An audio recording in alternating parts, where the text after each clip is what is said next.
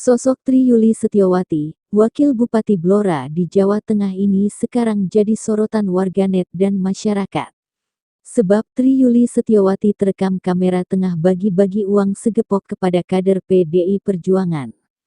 Videonya pun kemudian viral di media sosial. Tak pelak, video yang diunggah oleh warganet itu langsung ramai jadi perbincangan warganet. Menanggapi video aksinya viral di akun TikTok, Wabub Blora Mbak Tri Yuli angkat bicara, acara rapat Partai Mas dan saya di situ sebagai bendahara partai. Jawabnya saat dikonfirmasi liputan6.com, uang gotong royong kami yang sudah kami kumpulkan waktu awal pencalekan dan kita bagi lagi untuk operasional.